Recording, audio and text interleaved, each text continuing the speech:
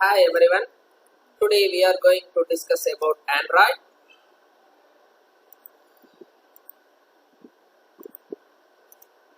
Android is Linux based OS.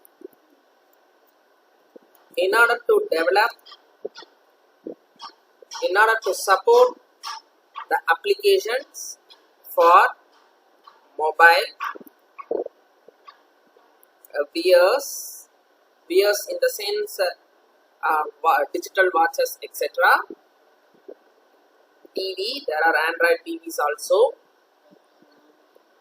tablets, etc. So it is a Linux based OS for mobile, VR, TV, tablets, etc. So in order to do the programming, in order to develop the apps, we are in need of either Kotlin or Java. We can use either Kotlin or Java in order to develop the applications in Android.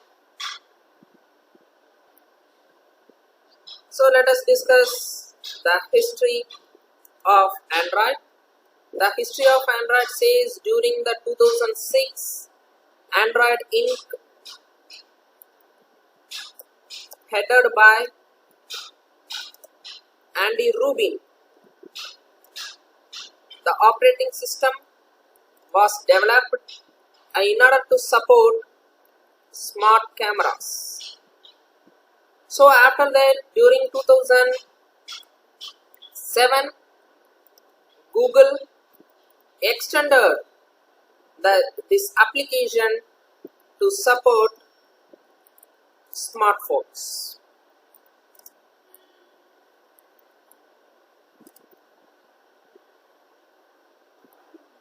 So with the reference to Wikipedia, I have screenshotted this table.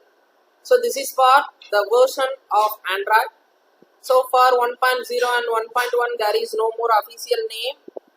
After that, from 1.5 they named as Cupcake, Donut, Eclair, Freo, Gingerbread, Honeycomb. These are all the various versions. These are all the various numbers, and these are all the various names given for those versions. So API level. So the API level for each and every version is given here. So this is for the API level.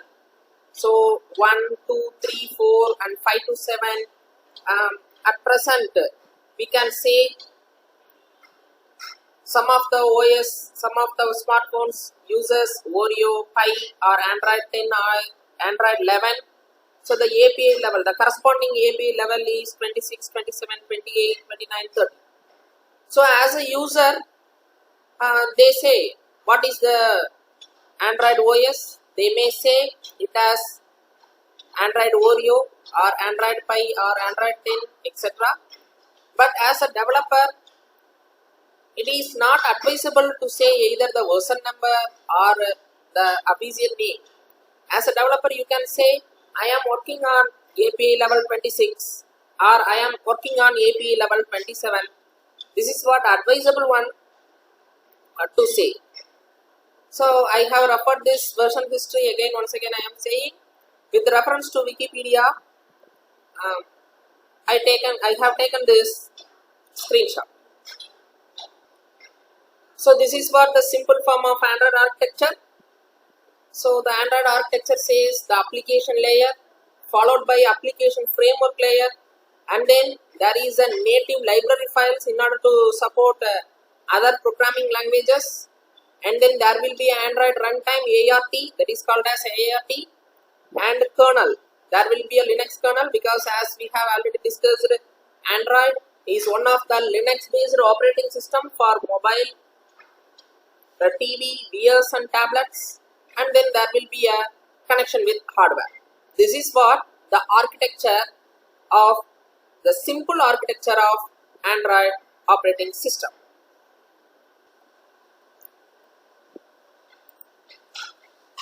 So before Android 6.0, they use DVM, that is Dalvik Virtual Machine.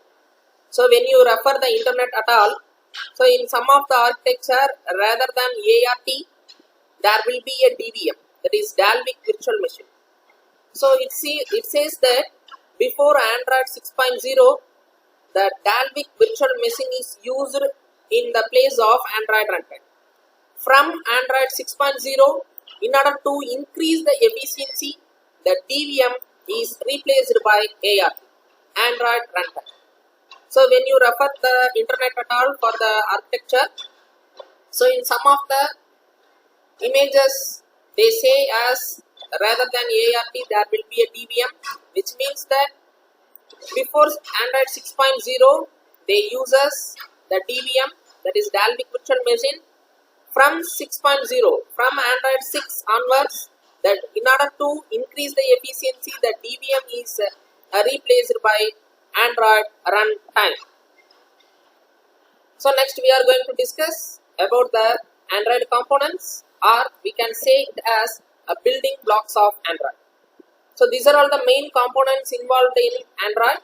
The first one is activity, second one is service, third one is broadcast receiver, and the fourth one is content provider.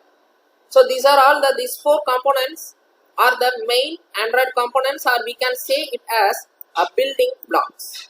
So first of all we have to see what is meant by activity. So the activity says the foreground of your Android app will be the activity. So activity, this is the screen, this is the foreground screen in Android. So we have to remember, we should not forget these four components. The first component is activity. Activity seems to be the screen, that is the foreground screen. The foreground of the Android is called as activity. So this activity will be of two forms. One is our layout file, that is our user interface. The layout file is called as user interface file, which will be of XML file. And another one is our code file. The code file will be our KT file. We have already know what is meant by KT file. The KT file is our Kotlin file. So the UI will be .xml file, that is our design, our foreground design, that is placing of button and then placing of text, placing of labels, or placing of text box, placing of checkbox on the foreground screen on our user interface screen. The user interface design will be a .xml file, and after that what is the thing has to be done when we click the particular button, or when we press the mouse, or when we press the key. So those activities can be carried out in the code file, that is .kt file, that is our Kotlin file. So the next main component is services. The services defines the set of all components that run in the background. For example, playing the music in the background. So the services, in general, the services do not have any user interface. For example, when we are working with our application, and also in the background we will listen the music. So during that time, the music that is played in the background do not need any user interface, because we are working with some other application. During that time, the music will be played in the background. So the services, in general, the services do not have any UI in order to save the memory space. So we can say the components that run in the background are called as services. The next one is broadcast receiver. So in order to broadcast the message to the apps which we are subscribed, in order to broadcast the message, we are in need of broadcast receiver. For example, when the battery is low, some of the gaming apps will not work. They will say the battery is slow, you can't play now. So which means that the message is broadcasted to the particular app during the particular event is triggered. which means that they subscribed to the particular battery low event. So whenever we subscribe for particular event, whenever the particular event is triggered, then the particular message will be broadcasted to all the apps which are all subscribed. Okay, so not only gaming app.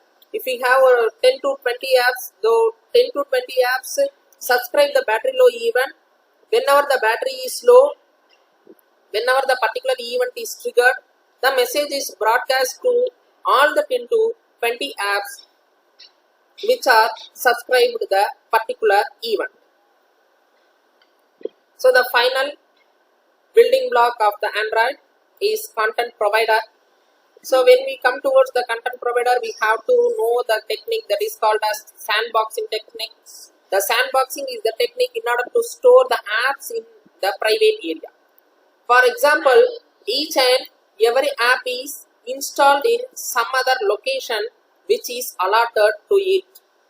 That particular location is called as sandbox. For example, if you install any virus by unknown, so in order to avoid spreading, each and every app is installed in its own private area. That private area is called as sandbox. This is one of the advantage of the Android we have to remember. As a sandbox is there, so no app can communicate with one another. So in order to perform the communication, because each and every app will be stored in its own private area, so that private area is called as sandbox. The particular technique is called as sandboxing. So as they have their own private area, the apps cannot communicate with one another. So in order to perform the communication, the contact URI that is developed by the content developer in order to provide the content will be used. The content URI that is developed by the particular content developer in order to provide the content, that is called as content provider. For example, whenever the contacts saved in our SIM card are shared to WhatsApp, whenever we are messaging, so the particular contact saved in the SIM card will be brought to the WhatsApp, Facebook, etc. In the mobile, the thing, how the thing happens is that through the help of contact providers contact URI. With the help of content providers contact URI, the contacts in our SIM card are shared to our WhatsApp, our Facebook account, and so on. So by this, we have come across the introduction part of the Android. So let us get into the practical approach of the Android. Thank you.